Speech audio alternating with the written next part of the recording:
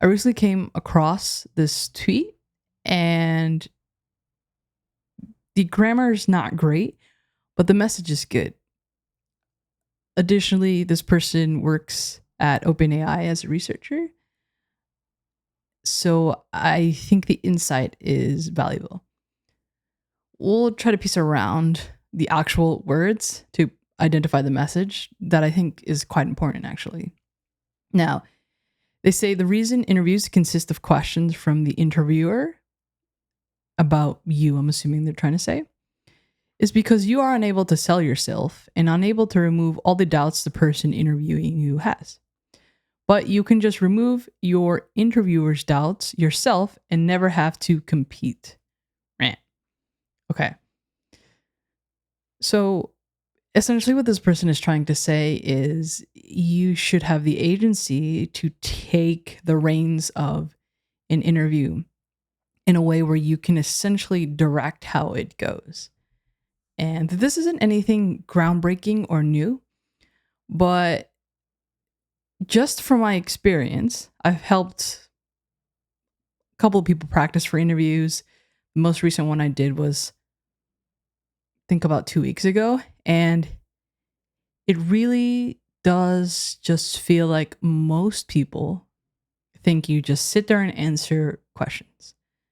That's not how it should go. We'll talk about it a little bit more, right? But I just want to get through a couple other things this person said.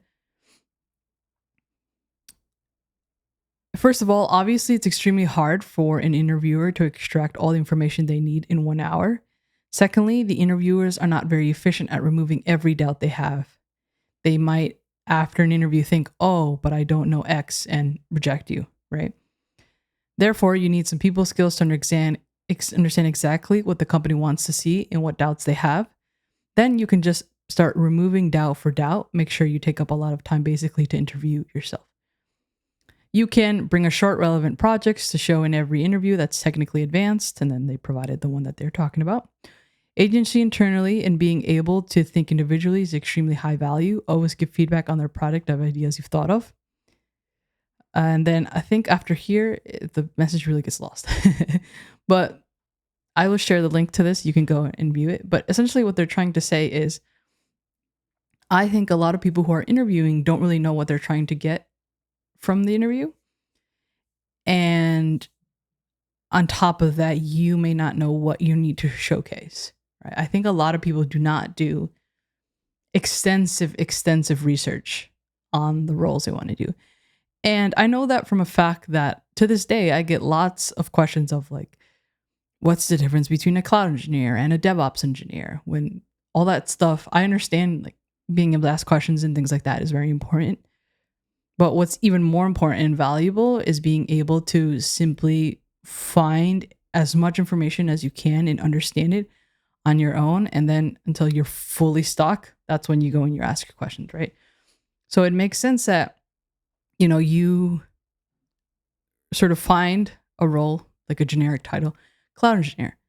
Then you go on YouTube and you see what like all the cloud influencers are telling you that you should go and study and build. And then you go and you build that, right?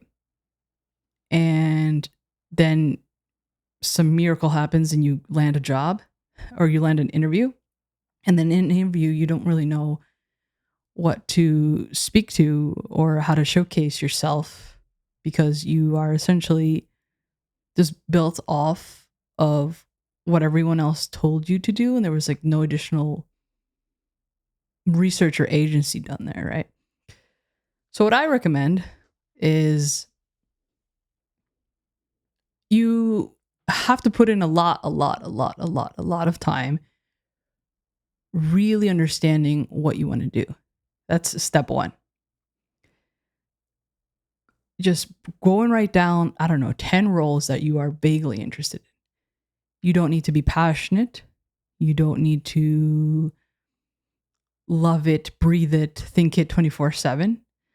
But I think the roles that you are closer to that are the ones that you're going to see more success in. And then the passion and the love for it will develop at some point through momentum, through seeing success in a career and then seeing failure in a career and like keep to keep going. That's kind of how you develop passion, right? Like when I started cloud, did I love it? Not necessarily, but I was so interested in it. And, I'm still in the field for a reason now. But at the beginning, I had like iOS dev, web dev, DevOps, cloud. I had a bunch of things that I was trying out. And it was very, very frustrating. Like I looked through my journals of those years and I can see like one week I did this iOS project. The next week I was working on this DevOps course or something, which is fine and what is sort of expected when you're experimenting. So have your list of roles, right? And then niche down to one or two that you really, really want to focus in on, right? Once you find those one or two that you're like, this is what I want to do, go all out in researching different people's perspective on what they do. Go to LinkedIn, ask people, hey, I'm interested in this role. Just want to know kind of what your day to day is like. If you could answer these questions, that would be awesome. And then provide them like the 5 questions you have. And you may or may not get an answer, but you'll be closer to getting more information than someone who just like, hey, have this question, or hey, what's being a cloud engineer like? You have to understand that when you are at the beginning of something, you bring sort of nothing to the table. So you have to make it as easy as possible to have other people help you out, right? You have to be active in your own rescue, as my favorite quote says. So anyway, you do as much research as possible, right? Have a great understanding of what the role does, how the role works at different companies. I recommend from the very beginning, you start attending meetups. You start asking these questions to people in person, online. You're on Reddit, you're on Twitter following these topics. Like you can keep social media to be extremely productive for you if you use it this way, right? And then I think the third thing is writing. Writing, it doesn't have to be like publicly or anything like that. It could just be writing for your journal or a career journal. Maybe you have like a Word document somewhere where you're distilling this information.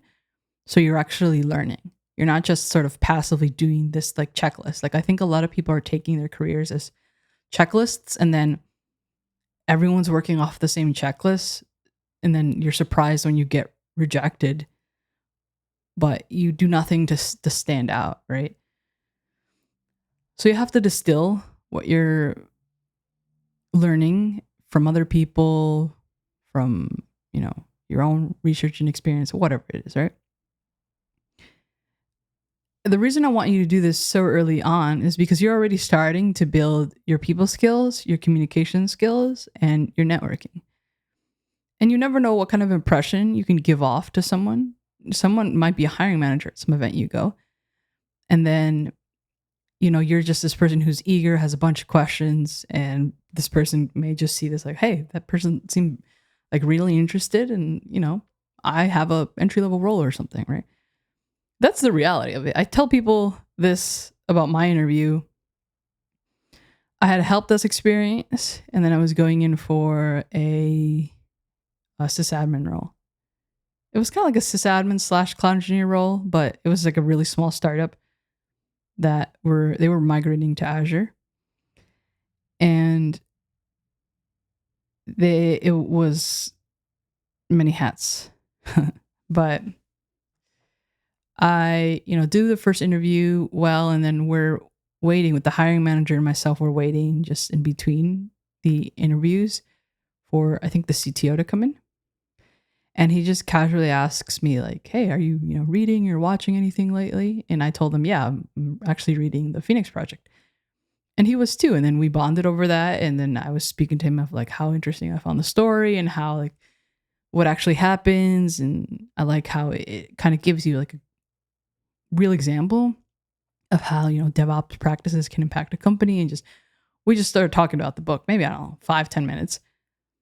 I go through the interview. I do well, obviously, but a couple months after, I asked him like, how much of an impact did that conversation have on, me landing the job. And he said, yeah, it was big because obviously you had the skills, you were really easy to talk to, but then I could also tell like you're genuinely interested in this and you genuinely want to learn more and you genuinely want to do this. And that's something really valuable in a startup, but it's also pretty hard to find.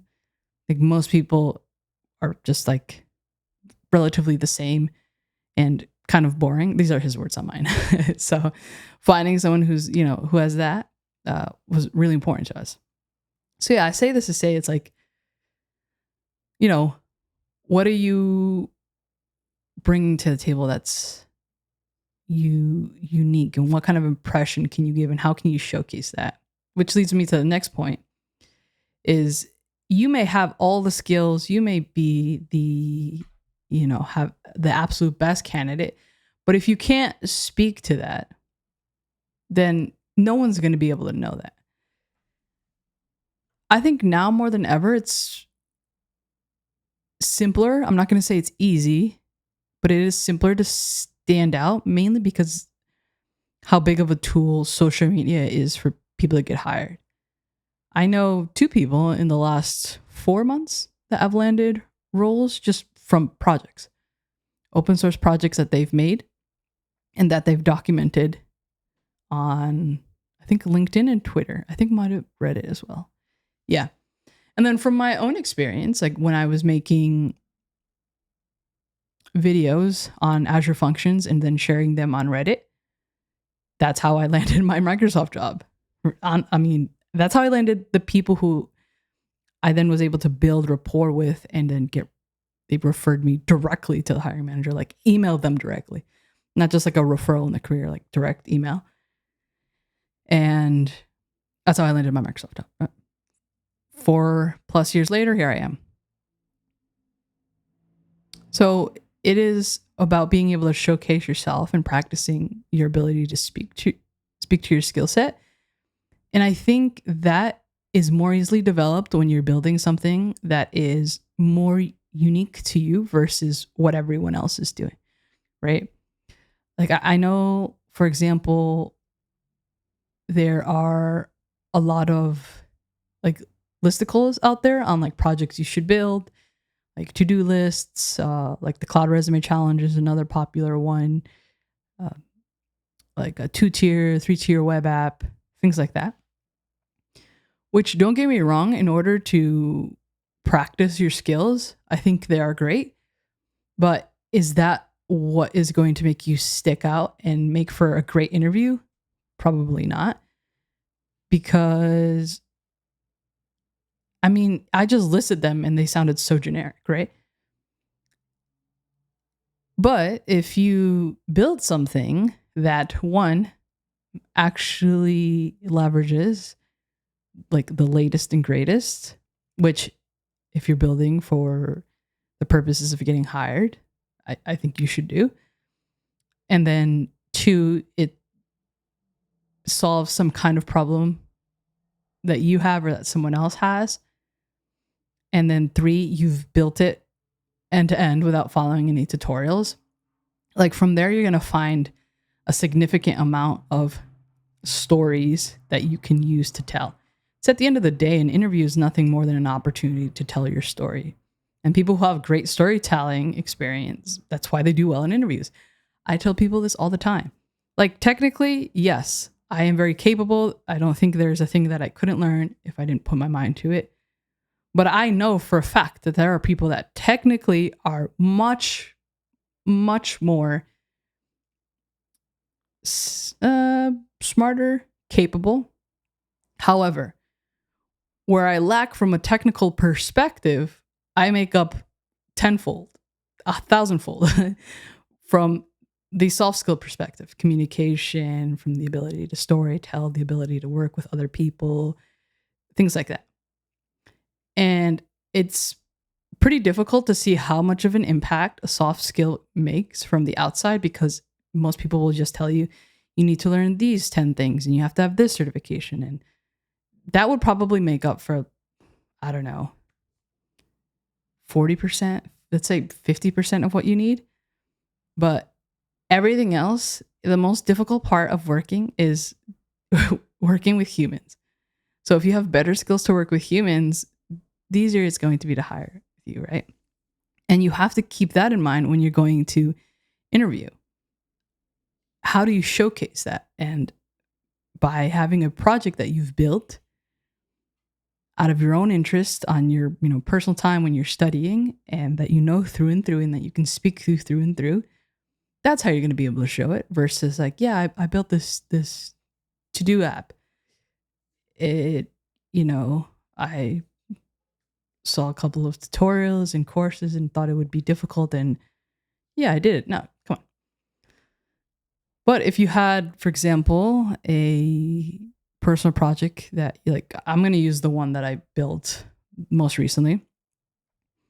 Like, oh, tell me about a project you most recently have worked on. It's like, yeah. So I have been pretty interested in how we can leverage spot pricing for compute services in Azure. I know now AKS has pretty mature spot pricing capabilities, and so does the virtual machines. Azure container instances aren't quite there yet, but it's in preview. So I went and kind of did a little bit more research on spot pricing capabilities for virtual machines.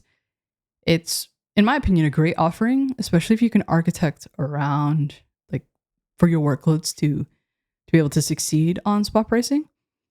And some of these price reductions are pretty insane. Like, we're seeing up to like 90% off. But the thing is that being able to find the right SKUs that actually have spot pricing availability, and find the right configuration that you want, and actually find what works well for, your project, isn't very straightforward. You actually have to leverage a couple of different APIs that Azure offers. I think it makes sense that they wouldn't offer a tool that's very straightforward, because it's just so highly customizable to your own needs. Like, what customer A may need for their like spot VMs could look very different from what customer B wants. So I wanted to tackle this for myself, mainly so I could deploy projects cheaper. So I built an API that essentially gives me a list of the top 3 SKUs and configurations that I should go and do. I call them like probe deployments, essentially a very minimal deployment of the configuration that I would need, and go and try to deploy to these 3 different, I call them candidates. And then from there, the ones that actually succeed in deploying, I will know, and then I can leverage. And I found a couple of hiccups there, but it works quite well, actually. Like, and it's very straightforward. Just put in, like, I want this minimum of CPUs, this minimum of memory, and I get the list of what I want in, like, this region or that region, whatever. Do I want GPUs, all that kind of stuff. And yeah, there were a couple of hacks I had to figure out. Like, for example, when you are trying to get the eviction rate of a certain SKU for, your virtual machines, you can do it in the Azure resource graph in the portal. You can run like the KQL and you'll get it. If you run that same query, but from the CLI, you'll get it empty. Not sure why. I have to follow up with the team on that. But I was able to go to the Azure resource graph and then just copy the call that it's making. Like, you go to the dev portal, dev tools, you go to the network, and you can see the calls that it was made. So I was able to just get the call there and see which API it's calling, and then call that directly from my code. Because, come on, no one wants to go to the portal and manually have to do this, right? So anyway, it was like a pretty neat tool, and I'm excited to now start building like the second part, which would be to actually automate like the probe deployments. And then by the very end, it'll be like, this is the one we can deploy to for the next, I don't know, or work with for the next X amount of time, right?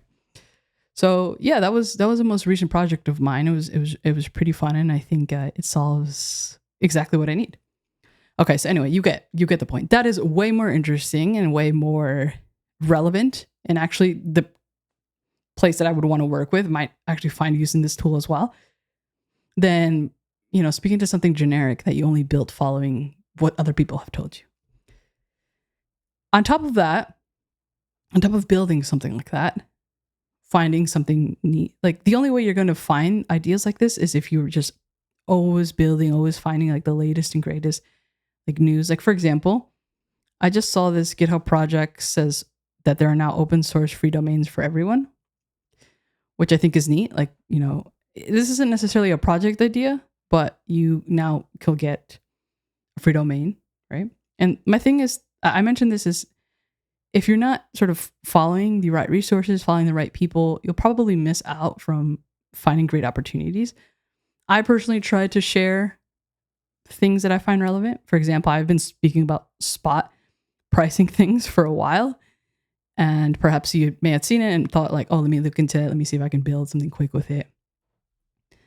But yeah, if you're just following people who share like, take these certifications, stuff like that, stuff that everyone does, then you're just going to end up where everyone is, right? And,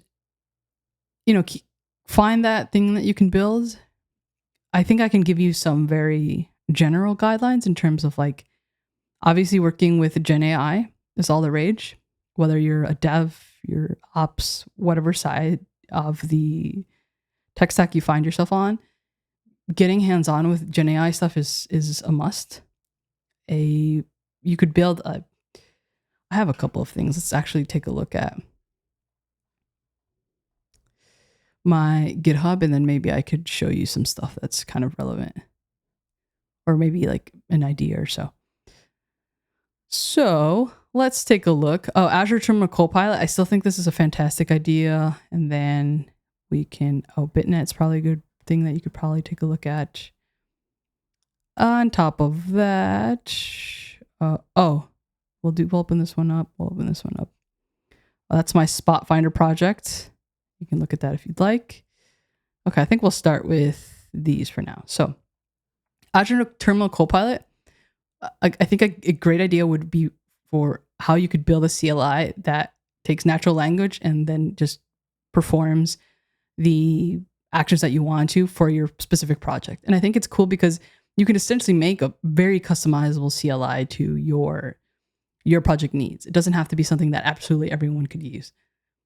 I think that's pretty fun, right? So for example, here, what it does is I say like, list my resource groups, and then it, performs the actual Azure CLI command that it needs to. And this is just an example. I'll link all the projects in the description, but being able to go from natural language to actually the action that needs to be performed, you'll learn a lot from that. Give that a try. And I think this is additionally an interesting one. This is more of an AI infrastructure thing where you have a model deployed into a container, and then you have a web app that works with the model somehow. I'm using a sidecar with Azure App Service here, and we're using the BitNet framework, and they have like a 1-bit LLM here. So, but you don't have to do this exactly, but just understanding how using infra, you can have like a model running, and you can have a web app that works with it. And essentially it's local, the web app to the model, it's local communication versus having to call like an API or like a OpenAI API or something like that, right? I think that's cool. If you speak another language, I think there's immense opportunity for people who speak English plus like another language to really understand how different models behave with that other language, right? I'm right now playing around with something called PDF to ES. Essentially, I'm just it's very simple, trying to translate English PDFs to Spanish, but what happens in the middle is more important, right? It's not necessarily the translations itself. It's working through a bunch of different models. So like Mistral models, OpenAI models, Claude models, Google Gemini models, and seeing if I give them all the same prompt, all the same examples, which one gives me the best translation, and what things can I tweak to get even better. How to like previous gen models perform to the latest, even if I give them like a little bit more examples, is like it worth like the cost difference is like performance, things like that. Just understanding how models work with different languages, I think, is a very, very big opportunity. So that's another option. MCP Basic, MCP, I think if you have a project and you have additionally an MCP server with your project, it could be very interesting. Even if it's something that just serves like proper documentation, or you use to like read data and things like that. But yeah, I think that's a good idea as well. And then obviously the Azure Spot Finder. Find something that you need to automate and piece it together, duct tape it together.